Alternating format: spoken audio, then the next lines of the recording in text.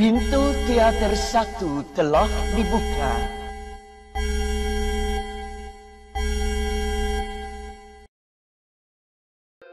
Hai everyone, welcome to UBR Times. Apa kabar kalian hari ini? Kami doakan semoga dalam keadaan baik. Kali ini kita akan membahas seluruh alur cerita lengkap film Seperti Hujan yang Jatuh ke Bumi versi UBR Times.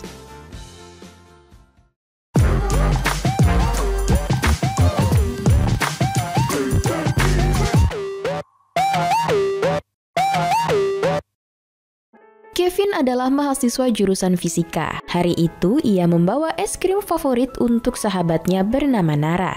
Nara yang sedang fokus dengan tariannya tak menghiraukan panggilan Kevin hingga ia hampir tertimpa Junet yang sedang latihan panjat tebing. Untungnya, Kevin menyelamatkannya. Pertemuan pertama antara Junet, Nara, dan Kevin berujung keributan karena salah paham. Sejak hari itu, Nara dan Kevin jadi benci dan gak suka melihat Junet. Begitupun sebaliknya. Lo punya mata? Kok gak dipake? Net, udah Net. Santai aja dong sama cewek. Lo tau kan di tempat apa? Ngapain lo naik sepeda di sini? Lo gak punya mata? Kevin dan Nara sudah bersahabat sejak kecil. Apapun yang terjadi pada Nara, Kevin selalu ada di sisinya. Begitupun saat Nara sedang jatuh cinta, ia selalu menjadi tempat berkeluh kesah mencurahkan segala isi hatinya dan tempat bersandar kala hatinya dipatahkan oleh lelaki pujaannya. Nara dan Kevin pun berjanji menjadi sahabat selamanya. Best friend forever.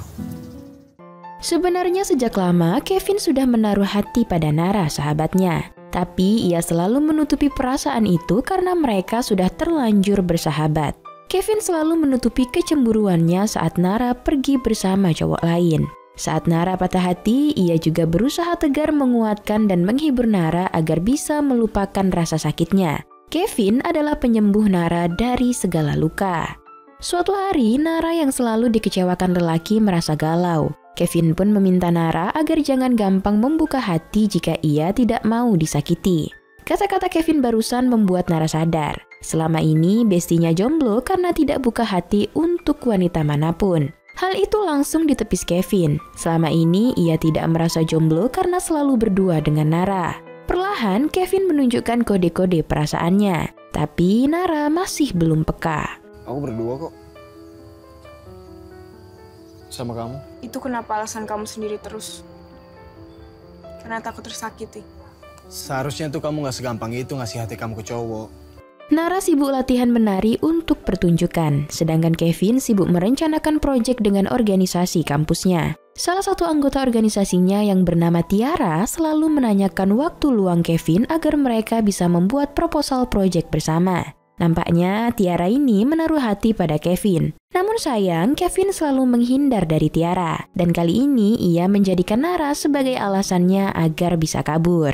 Nara yang gak tahu apa-apa tiba-tiba diajak pergi manut aja. Tapi saat makan bareng Kevin, Nara rupanya menyadari sikap Tiara barusan. Kalau sebenarnya Tiara jatuh hati pada Kevin. Kevin seperti membohongi dirinya sendiri. Ia terus mengelak dan mengatakan tak mau membahas soal Tiara. Kevin pun keceplosan mengatakan kalau dia sudah memiliki Nara. Jadi dia tak butuh siapapun lagi. Mereka berdua sempat salah tingkah, tapi Kevin cepat-cepat mengklarifikasi perkataannya karena takut Nara menyadari perasaannya. Mendengar klarifikasi Kevin, Nara buru-buru pergi dengan perasaan kecewa. Rupanya, ia berharap Kevin mengatakan kalau dirinya menyukai Nara. Kan aku udah bilang aku udah ada kamu. Emangnya kamu mau samanya sendiri? Kita beralih ke Junet yang sedang panjat tebing. Rupanya selama ini panjat tebing menjadi pelariannya dari patah hati. Ia meninggalkan ibu dan adiknya hanya untuk mengobati rasa sakit hatinya ditinggalkan oleh kekasihnya. Ketika pulang ke rumah, sang ibu dengan hangat menyambut Junet. Bahkan sang ibu juga memberikannya nasihat bahwa Junet tak boleh lari dan menghindari rasa sakit hati. Ia harus bisa menerima dan menikmati rasa sakit hatinya karena nanti perlahan rasa sakit itu akan hilang dengan sendirinya. Juga Junet akan mendapatkan pengganti yang lebih baik. Rasa itu akan hilang kok. Sakit hati itu harus kita nikmati. Keesokannya, Junet mengantar adiknya melihat jurusan tari di kampusnya. Diketahui adik Junet akan mendaftar di kampus dan jurusan itu tahun depan. Karena Nara jurusan tari, Junet pun kembali bertemu dengan Nara. Tapi mereka tampak cuek satu sama lain. Hari pertunjukan tari tim Nara pun tiba. Di sana tak cuma Kevin yang datang dan menyaksikan, tapi ada Junet dan adiknya. Diam-diam, Kevin menyaksikan Nara ngobrol dengan Junet dan adiknya yang menyukai tarian Nara. Nara pun sudah mencoba ramah pada Junet, tapi Junet masih saja cuek. Kevin menyadari bahwa Nara mulai tertarik pada Junet. Gak nyangka, ternyata kamu suka nonton tari juga. Nara! Selanjutnya di kampus, karena hujan turun, Junet pun berteduh di teras kelas tari. Saat itu juga, Nara sedang menari dan Junet terpukau melihat Nara. Nara yang menyadari dirinya diperhatikan oleh Junet menghampirinya. Meski Junet tak mau mengaku, tapi ia tetap salah tingkah dan tak mampu menutupinya. Cuma lagi nunggu. Nunggu? Ya nunggu hujan. Di rumah, ibunya Junet memintanya agar membuka hati dan tak menganggap semua orang akan menyakitinya. Ibunya berkata seperti itu karena adik Junet menceritakan sikap Junet yang cuek dan ketus pada Nara waktu itu. Padahal Nara sudah baik dan ramah. Junet pun terdiam dan ia mulai sadar. Bang, gak semua cewek itu sama kayak Kak El ya. Kenapa tiba-tiba ibu ngomong seperti itu? Iya, aku ngomong sama ibu, Bang.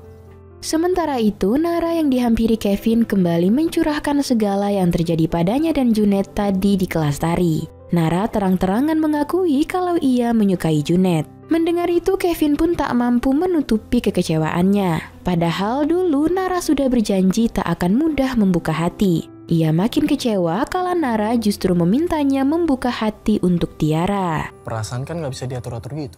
Kenapa sih kamu gak jadian aja sama dia? Kamu kan jomblo, Ra. Aku juga jomblo. Kenapa kita nggak jalan berdua? Di kampus, saat Kevin dan Nara akan ke kantin, tiba-tiba saja Tiara datang dan mengajak Kevin mengecek proposal proyek baru mereka. Karena dari awal Nara jadi mak comblang, Nara pun santai membiarkan Tiara dan Kevin bersama. Tak lama, Junet pun datang menemui Nara. Ia meminta maaf atas sikapnya selama ini. Mereka pun lanjut ke kafe favorit Junet. Di sana, Junet menceritakan tentang masa lalunya yang pernah dihianati cintanya. Tak hanya Junet, tapi Nara juga menceritakan hal pahit yang sama. Karena harapan hanya membuat hatiku terluka. Dari situ aku gak pernah lagi berani naruh harapan pada siapapun. Malamnya, Nara dan Kevin bertemu di kafe es krim favorit Nara. Saat itu, Kevin mengungkapkan bahwa ia akan pacaran dengan Tiara jika itu adalah keinginan Nara. Ia akan melakukan apapun permintaan Nara. Sayangnya, saat Kevin mengungkapkan bahwa ia memberikan hatinya untuk Nara, Nara tak mengerti dan menganggap Kevin hanya sok puitis. Mau kamu simpan, mau kamu buang. Maksudnya apaan sih? Emang aku tempat penitipan hati apa? Sejak bertemu dan kenal Nara, hubungan Junet dengan ibu dan adiknya kembali hangat. Ia tampak berubah lebih ceria dan bersemangat. Hari itu, ia bersama Nara jalan berdua. Mereka pergi ke tempat favorit Junet. Begitupun dengan Kevin. Sejak memutuskan menuruti keinginan Nara jadian dengan Tiara, hari itu Kevin dan Tiara pun bertemu. Kevin mengajak Tiara ke kafe es krim langganan mereka. Meski raga Kevin bersama Tiara, tapi hati dan pikirannya tetap dipenuhi oleh Nara. Kevin tak bisa menutupi itu dari Tiara. Meski begitu, Tiara tetap berjuang membuat Kevin tersenyum di dekatnya. Kamu tahu, aku pengen seperti pohon. Gimana? Meski sama-sama sedang PDKT, tapi suasananya benar-benar berbeda. Jika Kevin dan Tiara canggung, maka Nara dan Junet justru bersenang-senang. Mereka nampak begitu bahagia melepas rasa sakit yang pernah mereka rasakan. Tak mampu lagi membendung perasaan yang tersimpan, Junet pun mengungkapkan cintanya pada Nara. Hari itu mereka resmi jadian. Ketika Nara dan Junet sudah pulang dari balik jendela, Kevin hanya bisa diam menyaksikan sahabat sekaligus wanita pujaannya itu bermesraan dengan pria lain. Pria yang kini sudah menjadi tambatan hati Nara. Kevin pun tak sanggup menahan kesedihannya. Ia menangis melihat kenyataan bahwa Nara sudah dimiliki oleh orang lain. Esoknya, setelah mengurus sponsor proyek organisasinya, Kevin berterima kasih pada Tiara atas kerja kerasnya selama ini. Ia juga meminta maaf karena selama ini seperti tak peduli dan tak menghargai pada semua usaha Tiara dalam membantunya mengurus proyek organisasi mereka. Perlahan, mereka juga sudah mulai akrab dan dekat. Tanpa Kevin sadari, sikapnya barusan membuat Tiara semakin berharap lebih padanya. Selama ini kelihatannya aku kurang menghargai kerja keras kamu. Maafin aku ya. Pagi-pagi buta, Nara membangunkan Kevin hanya untuk membicarakan kado ulang tahun untuk Junet. Meski Kevin cemburu, ia tetap menerima ajakan Nara menemaninya mencari kado untuk Junet.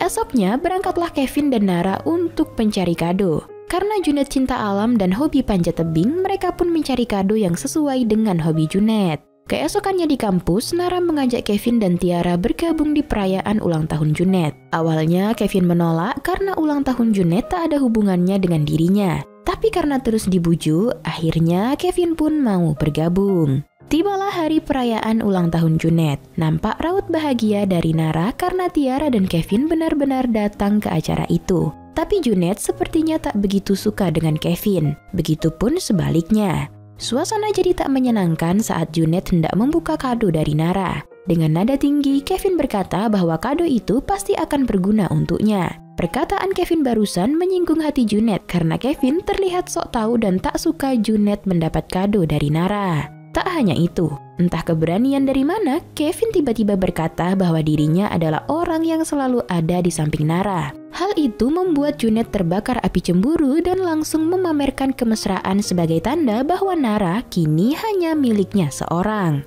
Buntut dari perdebatan di acara ulang tahunnya membuat Junet dihantui keraguan. Dengan cerita bahwa Kevin selalu ada untuk Nara dan Nara menganggapnya sebagai penyelamatnya, Junet meragukan kesungguhan cinta Nara untuknya. Ia kembali takut akan dikhianati dan memutuskan pergi panjat tebing sebagai pelariannya. Nara tentu merasa bahwa Junet pergi karena marah padanya. Tapi Junet berkilah dan langsung menenangkan Nara. Kamu pergi karena kamu masih marah sama aku kan, Net? Ya enggak lah. Maafin aku, Net. Sementara itu di sebuah kafe, Tiara bingung dan kesal karena Kevin hanya diam saja dari tadi. Padahal Kevin lah yang mengajaknya untuk bertemu. Akhirnya Kevin pun bicara. Ia berterima kasih atas semua kebaikan dan perhatian Tiara padanya. Tiara yang sudah memahami perasaan Kevin tak mampu menahan sakitnya. Ia mengungkapkan kekecewaannya karena selama ini Kevin mendambakan Nara, bukan dirinya. Namun siapa sangka Kevin justru ingin memulai semuanya dari awal. Ia ingin memulai kisah baru bersama Tiara karena Nara sudah milik orang lain. Kevin kembali memberikan harapan palsu pada Tiara. Siang itu melalui telepon, Junet memberi kabar pada Nara. Ia baru sampai lokasi panjat tebing dan esok akan segera pulang. Siapa sangka itu adalah telepon terakhir dari Junet. Tali pengamannya putus hingga ia terjatuh saat memanjat tebing. Nara yang memiliki firasat buruk terus menelpon Junet. Ia yang sangat khawatir pada Junet kembali ditenangkan oleh Kevin. Awas, Red! Sebelah kiri!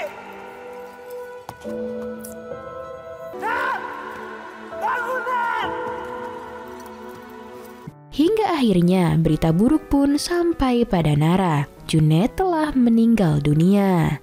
Nara seperti kehilangan separuh nyawanya. Ia benar-benar hancur dan sedih melihat Junet yang ia cintai sudah tiada.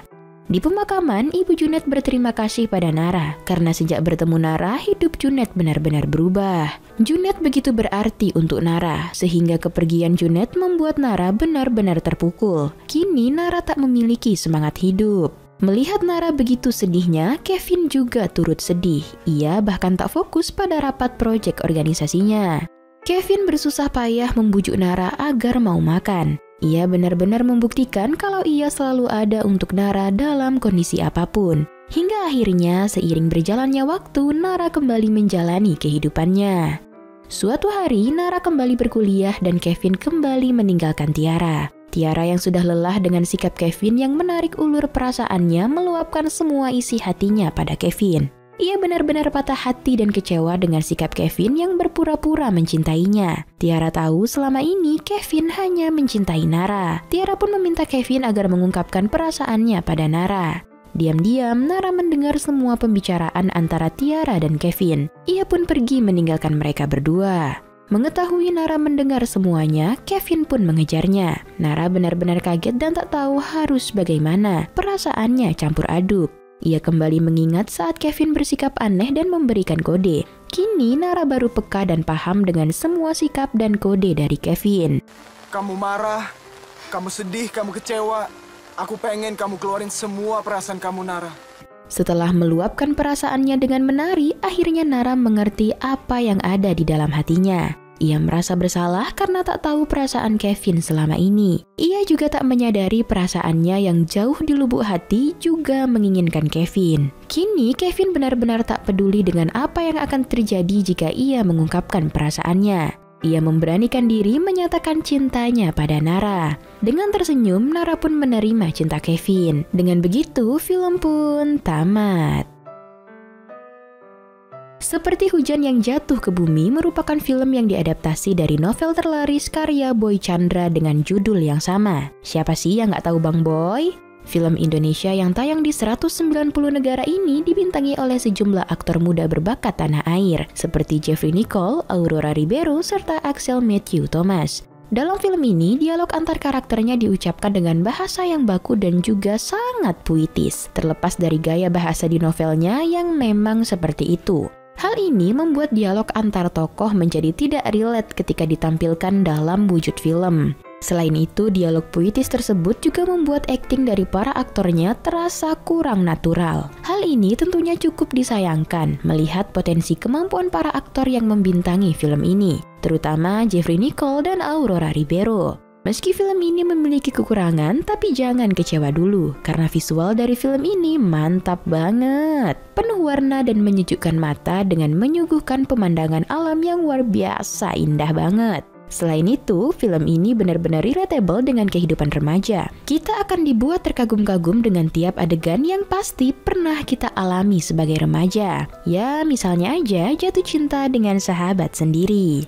Film ini sebenarnya bisa jadi bahan pelajaran untuk remaja-remaja yang sekarang sedang memendam perasaan untuk segera diungkapkan sebelum jadi penyesalan. Persis seperti judulnya, seperti hujan yang jatuh ke bumi, mengajarkan kita agar tidak takut pada apapun yang akan terjadi. Dan masuk pada penilaian, Biro Perfilman UBR Media memberi rating film Seperti Hujan yang Jatuh ke Bumi 5,9. Like dan share ke teman-teman tersayangmu agar mereka juga ikutan nonton film keren ini. Dan jangan lupa subscribe channel UBR Times. Terima kasih, bye-bye!